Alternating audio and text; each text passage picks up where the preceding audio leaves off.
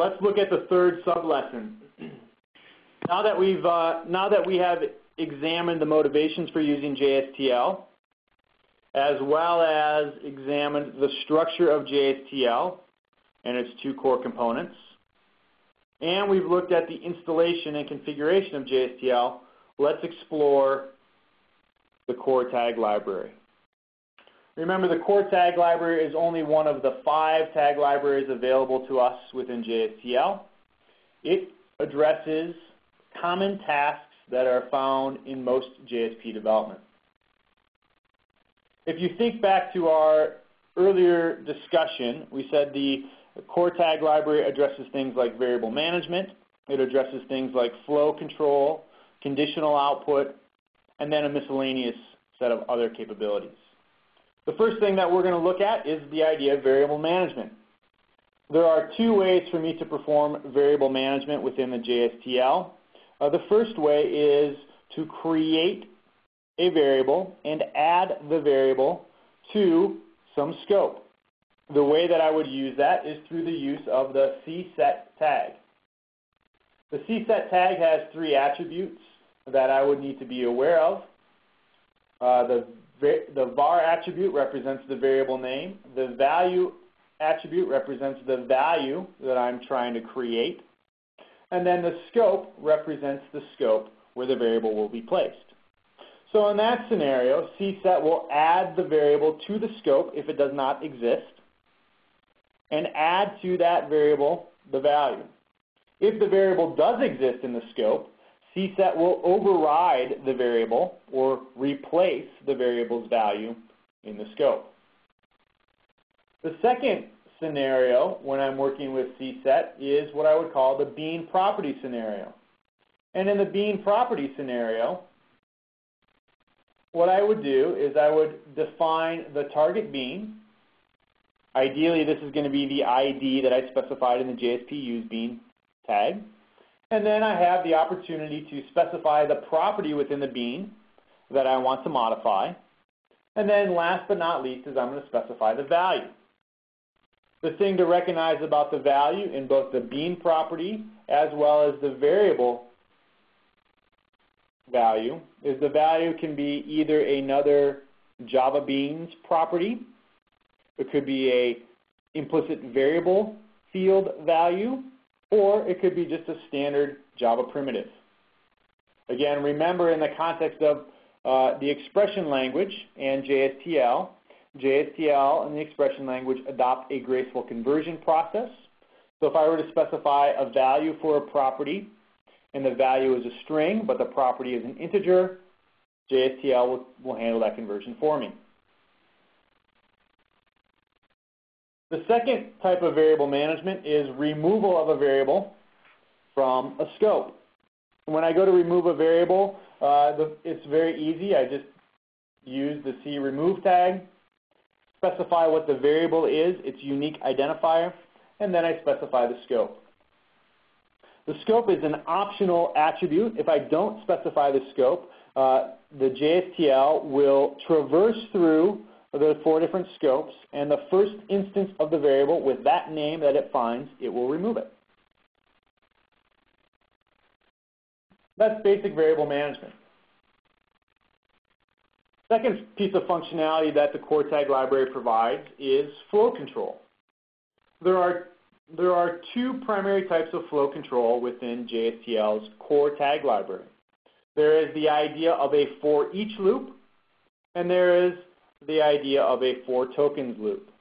The for each loop very much is like the Java 5 for each syntax, in that it supports iterating over collections, iterators, enumerations, things like that, as well as arrays. The body of the for each loop is going to be executed for every single element within that collection. When I go to define a for each loop, I have 2 options. Option number 1 is that I can define a for each loop based on a collection. In that scenario, I would define the items, and I would define the variable, and then I would specify the body. The items attribute represents the collection that I am working with. the variable attribute, var, will contain a reference to each element in that collection as I step through or iterate through the collection. Obviously, the JST element is the body. The second way that I can use the for each loop is in the scenario of an array. Again, I'm going to specify the items. This time it's going to be the array. I'm also going to specify the variable. That's going to be the element that I'm working with in the array at that given point in time. And then to make my for each loop work, I need to specify the starting point, the ending point within the array, and how I'm going to traverse within the array. Whether I'm going to access each element, incrementing by 1 as I traverse, access every other element, so on and so forth. Related to the for each loop is the for tokens structure. The for token structure defines a way for me to parse a delimited string simplistically using JSTL.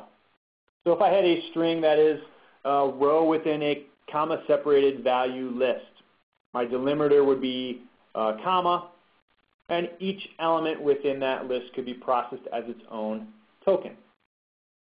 Another example would be a string that contains colons where the colon is the delimiter. So instead of me calling the split function on the string class that breaks the string into its tokens, I can use the for tokens loop. I go ahead and specify the items, which is going to be my string of tokens, comma, colon, white space delimited. I identify what the delimiter is, and then I identify the variable name that I could use to access each one of the tokens as I iterate through the loop.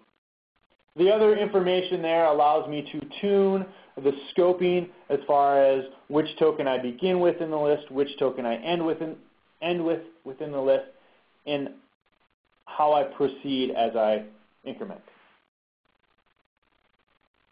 With flow control behind us, let's go ahead and look at conditional logic processing. There are two primary ways for me to perform conditional processing or generate conditional output using the core tag library. The first way is for me to use something that's known as the if, the cif tag. In the cif tag, you'll notice it has a very simplistic nomenclature. I just specified the test.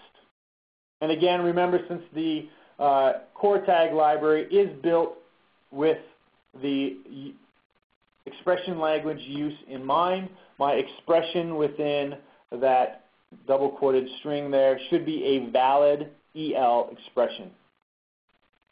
The body of the if would be generated if the test expression is true.